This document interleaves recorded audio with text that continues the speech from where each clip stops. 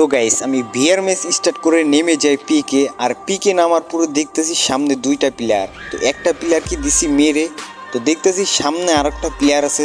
তো এই প্লেয়ারটাকে মারার জন্য আমি নিয়ে যাই এখান থেকে 2 শটার, আর 2 শটার নিয়ে ওর সাথে ফাইটে যাই, আমি খেয়ে যাই মারা। তো মারা টারা যাই খাই ভাই, ওই প্লেয়ারগুলোর তো মারতে হবে। তো আমার প্লেয়ার আমাকে রিভাইভ করে দিছে, তো আমি ভালো একটা লুট পেয়ে যাই। তো সামনে দেখতেছি ওই দুইটা প্লেয়ারই আছে, আমার প্লেয়ার উপরে রাশ করে দিছে। তো আমি বলতেছি তুমি থাকো, আমি আসতেছি।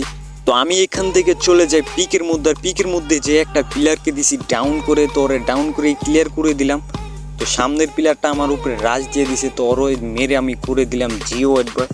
তো ওদের স্কোয়াড মারার পরে ভাই এখানে দেখি আর একটা স্কোয়াড চলে আসছে। তো আমি একটা প্লেয়ারকে এমপ্রন দিয়ে দিছি মেরে।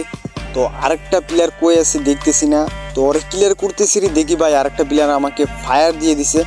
তো দেখতেছি এখানে গ্লোবাল